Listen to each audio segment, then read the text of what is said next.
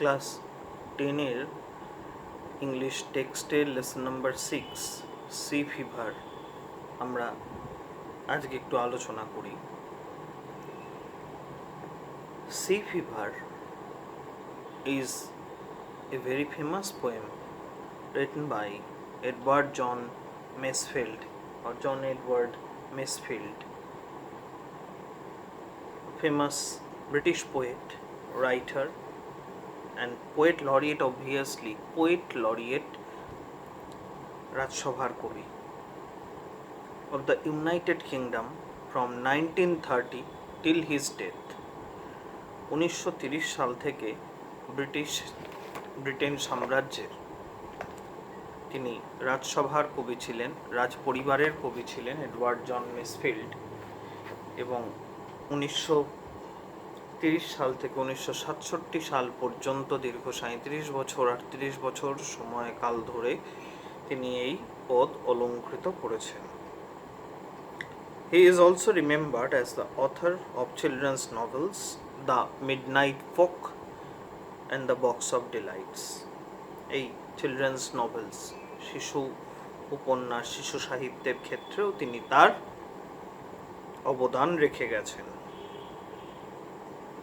জন মেসফিল্ডের এই কবিতাটা বলতে গেলে, এই কবিতাটা সম্বন্ধে বলতে গেলে আমরা অবশ্যই ফিরে যাব জেরাল্ড লুইস গোল্ডের লেখা ওয়ান্ডার থার্স্ট এই কবিতার দিকে। এই দুটো কবিতাতে, এই জেরাল্ড লুইস গোল্ডের লেখা ওয়ান্ডার থার্স্ট এবং জন মেসফিল্ডের লেখা সি ফিভার, এই কবিতা দুটোর ভাবনা, এই কবিতা দুটোর আইডিয়া এবং ওয়ে অফ ডেভেলপমেন্ট, অর্থাৎ যেভাবে এই কবিতা দুটো ধীরে ধীরে বিকশিত হয়েছে, এই দুটো কিন্তু সামহাও অনেকটা এক। এই কবিতা দুটো কেন্দ্রবিন্দুতে রয়েছে কি সমুদ্র, সি, এবং পোয়েটের একটা আকর্ষণ, একটা অ্যাট্রাকশন সেই সমুদ্র যাত্রার প্রতি। দুটো কবিতাতেই সেই জিনিসটা আবর্তিত হয়েছে। যাই হোক, আমরা আর অন্যান্য প্রসঙ্গে না গিয়ে আমরা সোজাসুজি এই প্রসঙ্গেই কবিতার বিষয়ে চলে আসি। দ্য পোয়েম, প্রথমে আসছে আমাদের কবিতার যে সেন্ট্রাল আইডিয়াটা। The poem speaks of the excitement, একটা এনিগমা, একটা enthusiasm. The poet feels at the anticipation, anticipate করা, অ্যান্টিসিপেশন বা অ্যান্টিসিপেট করা অর্থাৎ commencing a journey, starting a journey, beginning of a journey, the anticipation of a sea voyage, a sea journey, the passionate description, very passionate, কবিতাটার মধ্যে যে ডেসক্রিপশনটা দেওয়া আছে, যে ডিটেইলিংটা করা আছে, সেই ডিটেইলিং, সেই ডেসক্রিপশন, এটার মধ্যে ভীষণভাবে সম্পৃক্ত রয়েছে কি একটা পোয়েটস অ্যাটাচমেন্ট, একটা ফিলিংস, জন্য বলছে কি passionate. Description of the seascape, scape, scape মানে হচ্ছে দৃশ্য, ল্যান্ডস্কেপ, প্রাকৃতিক বা প্যাস্টোরাল সিন, সেরকম সি স্কেপ, সমুদ্রের দৃশ্য। রিভিলস, রিভিল করছে আমাদের সামনে, উন্মোচন করছে, ওপেন্স আপ করছে কি the eternal desire of man, eternal, for ever, desire of man, urge of a man to seek the splendor of nature, to seek for, খুঁজতে চাওয়া, কি খুঁজতে চাওয়া, the splendor of nature, প্রকৃতির বিস্ময়, প্রকৃতির যাবতীয় বিস্ময় যা কিছু তা একমাত্র সন্ধান দিতে পারে প্রকৃতি। এজন্য পোয়েট তিনি এই বিস্ময়কে খুঁজতে চাইছেন কোথায়? প্রকৃতির মধ্যেই। এটা গেল হচ্ছে এখানকার যে সেন্ট্রাল আইডিয়া তোমাদের বইতে লেখা আছে সেটার কথাতে। এবারে একটা জিনিস একটু বলার আছে এক্ষেত্রে। হ্যাঁ, এডওয়ার্ড জন মেসফিল্ড তিনি 13 বছর বয়সে 13 বছর বয়সে তিনি একরকম পালিয়ে একটা জাহাজে করে তিনি কনয়েতে গেছিলেন। এই তার যে সেই ছোট্টবেলাকার সেই অল্প বয়সের তার সেই টিন এজের 13 ইয়ার ওল্ডের সেই টিন এজের যে স্মৃতি, এই স্মৃতিটাই কিন্তু পোয়েটকে বারবার সেই সমুদ্রের দিকে আকৃষ্ট করে। এখন দেখো, সত্যি কথা বলতে কি, আমাদের প্রত্যেকের স্মৃতিতে কিছু কিছু জিনিস থেকে যায়। যেটা থেকে যায় সেটাকে আমরা যেভাবেই হোক খুঁজে পাওয়ার চেষ্টা করি বটে, পরবর্তীকালে কিন্তু আমরা খুঁজে আর পাই না সেটাকে। যেমন 1992-93 সাল নাগাদ আমি যখন প্রথমবারের জন্য দার্জিলিং গিয়েছিলাম, সেই সময়টা একটা আলাদা ক্যানভাস ছিল দার্জিলিং। কারণ কি, সেই সময়টা দেখো, আজকের থেকে পিছিয়ে যাচ্ছি আমি প্রায় 28-30 বছর আগে। এই 28-30 বছর আগে দার্জিলিংয়ের সঙ্গে আজকের যে দার্জিলিং, এই দুটোকে কিন্তু মেলানো সম্ভব নয়, কিছুতেই সম্ভব নয়। সময় এরকমই হয়। সরি, যাই হোক, পোয়েট কিন্তু সেই সমুদ্র, যেই সমুদ্র যেভাবে তিনি যাত্রা করেছিলেন, সেইটাকেই আবার ফেরত চাইছেন। আচ্ছা, এবারে আসি টাইটেলের প্রসঙ্গে।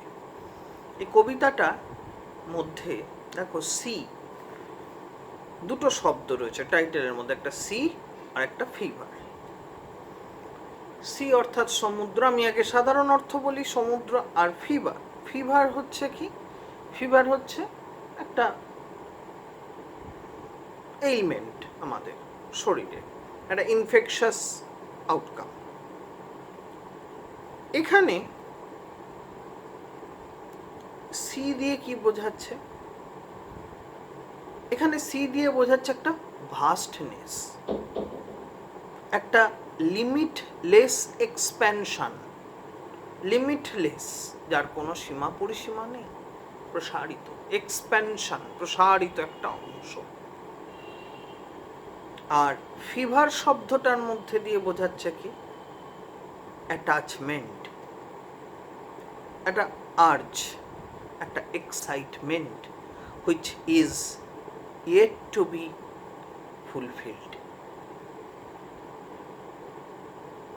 তাহলে এই যে এক্সাইটমেন্ট, এই যে আনফুলফিলড একটা লঙ্গিং, এটাই পোয়েটের কাছে একটা ফিভার জাগিয়ে তুলছে।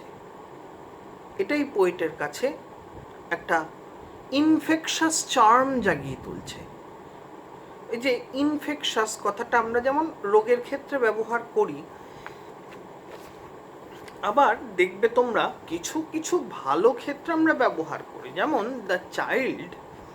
The child possesses an infectious smile, কথাটা আমরা বলি। তাহলে ইনফেকশাস মানে কি, যেটা দেখানোর মধ্যে দিয়ে আমাদেরকে, আমাদের সোলকে ক্যাপটিভেট করে দেয়, যার মধ্যে দিয়ে। Therefore, sea fever means the restlessness. তোমরা এই জায়গাটাকে কিন্তু খেয়াল রেখো, সেরকম হলে নোট করে রেখো। Sea fever means the restlessness, uncontrolled and undeniable, UNDENIBLE, আনডেনিয়েবল বা আনডেনায়েবল আর্জ, একটা আর্জ, একটা চাহিদা, অ্যাট্রাকশন, একটা আকর্ষণ, যেটা আমাদেরকে টানে, আমাদের অ্যাট্রাক্ট করে। অ্যান্ড ইমোশন অথবা আবেগ, attached to, which is attached to or associated with the sea voyage, with the sea journey, সমুদ্র যাত্রার সঙ্গে যা অ্যাটাচড বা যা associated. Therefore it is called sea fever. সমুদ্রের প্রতি একটা আকর্ষণ, অদম্য দুর্বার আকর্ষণ, একটা ইনডমিটেবল, যাকে দমন করা যায় না, একটা ইনডমিটেবল একটা চার্ম। তাহলে এই হলো কবিতাটার মোটামুটি একটা বেস, একটা প্ল্যাটফর্ম। আমরা কবিতার মধ্যে আসি। হ্যাঁ, কবিতাটা 4, 4 এবং 4 অর্থাৎ 12 লাইনে লেখা হয়েছে। এই যে 4 লাইনের স্ট্যাঞ্জা, একে বলা হয় কোয়াট্রেন, QUATRAIN, কোয়াট্রেন। তাহলে কবিতাটায় কোয়াট্রেন কটা? 3টে কোয়াট্রেন। ফার্স্ট কোয়াট্রেনে কি বলছেন? I must go down to the seas again. তাহলে পোয়েট কবিতাটার প্রথমেই কি বলছেন? তার একটা অব্লিগেটরি ডিউটির কথা বলছেন। I must go down to the seas again, তার কর্তব্যের কথা বলছেন, যেটা ভালো হোক মন্দ হোক তাকে সমস্ত পরিস্থিতিতে পালন করতেই হবে। গো down to the seas again, আবার আমি সমুদ্রে যেতে চাই। টু দ্য সিজ, সিজ কেন বলছে? Because the poet spent 3 months while going to Conway, crossing large parts of Atlantic, Pacific, oceans, etc. I must, তাহলে sorry, I must go down to the seas again. তাহলে একটা সমুদ্র থেকে একটা সমুদ্র। দেখো, আমরা তো জানি এই পৃথিবীর সম্পূর্ণ জলভাগ একটাই অংশ, সম্পূর্ণ স্থলভাগ একটাই অংশ। এই যে জলভাগ, কিন্তু এই জলভাগটা দেখো এক একটা রিজিয়ানে তার নামটা বদলে বদলে গেছে। কোথাও হচ্ছে আটলান্টিক, তো কোথাও ইন্ডিয়ান ওশিয়ান, তো কোথাও আবার দেখা যাচ্ছে রেড সি, কোথাও দেখা যাচ্ছে মেডিটেরেনিয়ান সি, এটসেট্রা। এটা হচ্ছে ভৌগোলিক বৈশিষ্ট্যের কারণে, ভৌগোলিক মানে জিওগ্রাফিক্যাল আইডেন্টিফিকেশনের জন্য। Therefore I must go down to the seas again. আচ্ছা, কেউ যদি তোমায় জিজ্ঞাসা করে যে সি, সির তো নাউন, এর অ্যাডজেক্টিভ কি? সির অ্যাডজেক্টিভ ফর্ম হচ্ছে marine, MARINE, marine. I must go down to the seas again. Again কথাটা দিয়ে এটাকে ইমপ্লাই করা হচ্ছে কি the poet had already been to the seas and it is again, it is further, the poet is going to undertake a journey, undertake a voyage. যে poet আবার একটা সমুদ্র যাত্রার পথে পা বাড়িয়েছেন। To the lonely sea and the sky. To the lonely sea. Lonely অর্থাৎ solitary. কোথাও যেন আমরা একটু পার্সনিফিকেশনের ছোঁয়া দেখতে পাচ্ছি। একাকী, নিঃসঙ্গকে সমুদ্র, আর কে? আকাশ। To the lonely sea, unaccompanied sea, because সেই রাজ্যে আর কেউ নেই। সমুদ্র সেখানে শুধু সমুদ্র, আকাশ শুধু সেখানে আকাশ, ওপরে আকাশ আর নিচে সমুদ্র, আর কেউ নেই। To the lonely, that means unaccompanied, solitary. Sea and the sky, আর রয়েছে আকাশ। Sky noun form, adjective form. Ethereal, ETHEREAL, ethereal. খেয়াল রেখো। To the lonely sea and the sky, and all I ask, আমার যে চাই, is a tall ship, is a high ship, বড় জাহাজ চাই। Tall ship, high ship, and a star to steer her by, and a star, pole star. অবশ্যই star বলতে এখানে pole স্টারের কথা বলা হচ্ছে, যে স্টার কি করে আমাদেরকে দিক নির্দেশ দেয়। Star to steer her by, steer her by, এই হারটা নিয়ে হয়তো অনেকে দেখো বলতে পারে যে এখানে টল শিপকে পার্সনিফাই করা হয়েছে বা কিছু, ঠিক আছে, কিন্তু তুমি দেখো শিপকে ফেমিনাইন জেন্ডার হিসেবে ধরা হয়,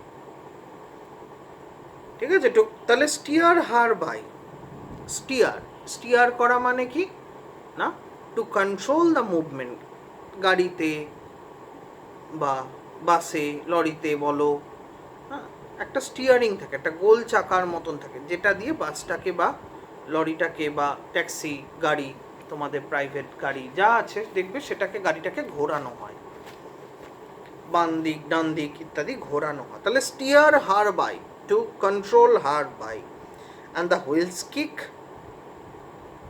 wheels kick a jerky motion of the wheel, সমুদ্রের নিচে যে চাকা আছে ঘুরে চলেছে তার একটা jerky motion, to the wheels kick and the wind's song, the high whistling song of wind, সমুদ্রের ওপর বাতাস বয়ে চলেছে, তার যে একটা সং সং করে একটা যে শব্দ, একটা র্যাপচারাস সাউন্ড, সেই সাউন্ড র্যাপচারাস, একেবারে মানে যেটা সম্মোহিত করে রেখে দিচ্ছে বা যেটা মনকে পুরো আচ্ছন্ন করে রেখে দিচ্ছে, এরকম একটা sound. Wind song and the white sails shaking, and the shaking, and the shaking, shaking means in the trembling, the white sail, সমুদ্রের বাতাসে, সি উইন্ডে, সেল যে ক্লথটাকে ইয়ে করা থাকে, হ্যাঙ্গিং ক্লথ যেটা থাকে, যেটা জাহাজের গতিটাকে নিয়ন্ত্রণ করে, যখন সুন্দর বাতাস দেয়, কনসিস্টেন্ট উইন্ড ফ্লো যখন থাকে, তখন ওই সেলটা টাঙিয়ে দেয় এবং সেই সেলটা জাহাজকে এগিয়ে নিয়ে যায়। তাহলে সেই জিনিসগুলো চাই। তাহলে কি কি চাই? হুইলস কিক, অর্থাৎ হুইল সে এগিয়ে চলবে, উইন্ড সং বাতাসের গান চাই, অর্থাৎ বাতাস সেখানে গান গেয়ে বেড়াবে, and the white sails shaking, and the shaking of white sails, তার মানে কি বাতাসটা কেমন হবে? ফ্রেন্ডলি, তবেই তো হোয়াইট সেলটা উড়বে আকাশ মানে জাহাজে, মানে সেটা কোনো রকম পেরিলাস উইন্ড বা কোনো রকম হস্টাইল অ্যাডভার্স উইন্ড হলে চলবে না।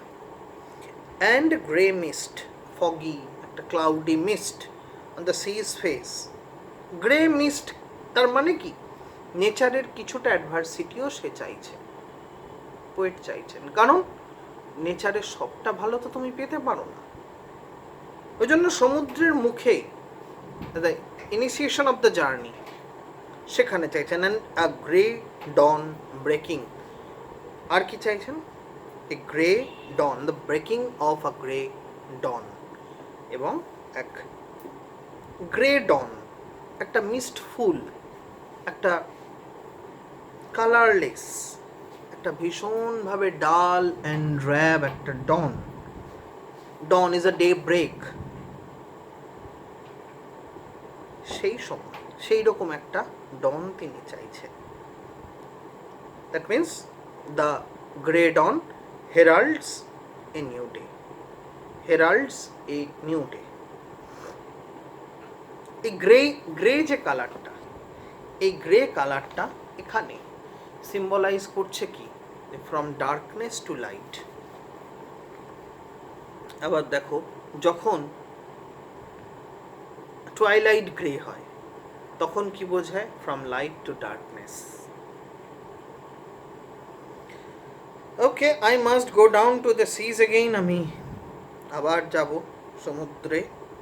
For the call of the running tide, for because I have to respond in the call of the running tide, সেই ভেসে চলা বা আছড়ে পড়া সেই ঢেউগুলিতে তাদের ডাকে আমায় সাড়া দিতে হবে। The running tide is a wild call. This call is a wild call. Wild call means irresistible, tempting call, TEMPTING, tempting call, irresistible, নিজেকে কন্ট্রোল করা যায় না, is a wild call and a clear call, clear, distinct, স্পষ্ট, কেউ যেন ডাকছে, and a clear call that men. আচ্ছা একটা কথা, ক্লিয়ার তো adjective, clear verb, clearly adverb, noun form clarity, CLARITY, clarity। দেখবে তোমাদের মাস্টারমশাইরা তোমাদের কখনো কখনো বলেন যে লেখার মধ্যে ক্ল্যারিটি কম তোমার, তার মানে কি পরিচ্ছন্নতা কম। তুমি লিখেছো সবটা বিষয় কিন্তু কি ওভারল্যাপিং ঘটেছে, একটা বিষয়ের সঙ্গে আরেকটা বিষয় এমনভাবে মানে মিশে গেছে যে দুটো পার্টকে আলাদা করা যাচ্ছে না, এটাকে বলা হয় lack of clarity. Okay, clear call that may not be denied, that may not be ignored, যেটাকে অগ্রাহ্য করা, অমান্য করা যাচ্ছে না। And all I ask is a windy day, a day full of wind, that means a favorable day for a sea voyage with the white clouds flying. The white clouds flying, তার মানে এটা কোন season হতে পারে? Usually white clouds flying is usually denotes autumnal sky. The poet desires for an autumnal sky. And the flung spray,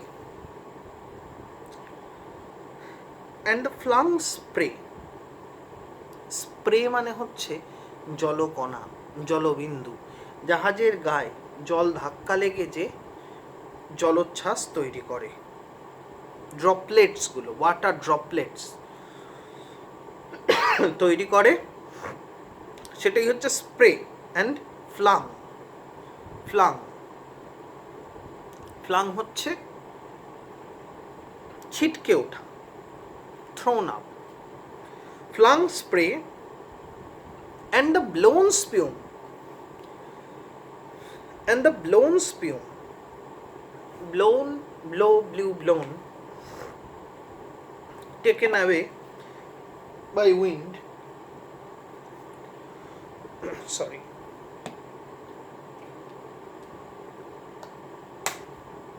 and spume, spume মানে হচ্ছে foams, foams, ফেনা, bubbles. তাহলে দুটো জিনিস এখানে বোঝে, একটা ফ্লাং স্প্রে, এটা হচ্ছে ক্ষুদ্র ক্ষুদ্র যে ঢেউ, ওয়েভটা এসে যে চার্ন করছে, জাহাজের গায়ে যে চার্ন করছে, চার্নিং অফ দ্য, বা চুর্নিং মানে ঢেউটা ফেটে যাচ্ছে, CHURN, যে চার্নিং অফ দ্য ওয়েভস, ফেটে গিয়ে তার জলের কণাগুলো ছিটকে উঠছে। অ্যান্ড দ্য ব্লোন স্পিউম, আর ভেসে চলছে কি বাতাসে বা সমুদ্রের জলের সাথে ভেসে চলেছে কি স্পিউম, ফোম, সে ফোমগুলো ভেসে চলেছে। And the seagulls crying, and the crying of the seagulls, call of the seagulls, call of the seagulls কি indicate করে, বা the sight of the seagulls কি indicate করে, that the land is not too far। ঠিক আছে, কারণ কি পাখিরা হাজার হাজার কিলোমিটার সমুদ্রের ভেতর দিকে তো আসবে না, ঠিক আছে। I must go down to the seas again. Third স্ট্যান্জায়, থার্ড কোয়ার্ট্রেনে পোয়েট আবার সেই একইভাবে শুরু করছেন, I must go down to the seas again. তার মানে এটা তার মূল কথা, আর বাকি যে কথাগুলো এগুলো হচ্ছে ভেরিয়াস আসপেক্টস, এগুলো ভ্যারিয়েবল, চেঞ্জ হতেও পারে নাও হতে পারে, একও থাকতে পারে, কিন্তু মূল যে কথাটা, I must go down to the sea again, it will remain unchanged. To the vagrant gypsy life, to the vagrant nomadic gypsy life, gypsy, a wandering person, a person who wanders about carelessly without any particular destination to follow, নির্দিষ্ট কোনো যাওয়ার জায়গা বা কোনো destination journey, vagrant gypsy life. কিভাবে যাবেন? To the gull's way. To the gull's way means I will follow the way of the seagulls, the way through which the seagulls have flown. The seagulls have taken their journey. And the whale's way. আর কোথায় যাবেন? The whales way, তিমি মাছ তারা যে পথে যায়, তার মানে সমুদ্রের দিকে, গভীর সমুদ্রের দিকে যাবেন। এই কথাটাকে না বলে তিনি বলছেন কি, দেখো, গার্লস ওয়ে, হোয়েলস ওয়ে, গভীর সমুদ্রে যাবেন। Where the winds like a whetted knife, where the winds like, যেখানে বাতাস কীরকম, like a whetted knife. Whetted knife হচ্ছে শার্পেন্ড নাইফ, ধার দেওয়া হয়েছে নাইফটাকে, sharpened knife. When the wind is like a whetted knife, সেই তুমি অল অ্যাবাউট আ ডগ টেক্সটটা ক্লাস 9-এ যখন পড়েছিলে তুমি দেখো, হ্যাঁ, east wind cut like a knife, একটা কথা ছিল সেই বাসের মধ্যে। And all I ask is a merry yarn. All I ask, I all want, but a merry, cheerful, a funny yarn tale from a laughing fellow rover, from a jolly, happy fellow rover. Fellow rover, rover means sailor, a fellow companion, from a fellow companion sailor বা mariner. তার থেকে poet কি শুনতে চান? একটা আনন্দের গল্প, খুশির গল্প, মজার গল্প, a cheerful story that will cheer him up. And quiet sleep, quiet rest, worry free rest, and sweet dream. Quiet sleep and sweet dream, এই দুটো একে অপরের কমপ্লিমেন্টারি, পরিপূরক। তার মানে কি, কোনো ব্যাপার মানে মনে নিশ্চিন্ত ভাব বোঝাতে এই কথা দুটোকে ইউজ করা হচ্ছে। Sweet dream, when the long tricks over, যখন এই লম্বা সমুদ্র যাত্রা, long trick, trick means trip, journey, is over, when the poet would have ended the long journey. তাহলে এই হলো মোটামুটি কবিতাটার আলোচনা। এবারে তোমরা পড়ো, পড়ে দেখো, কিছু অসুবিধে হলে তখন আমাকে আবার বলো।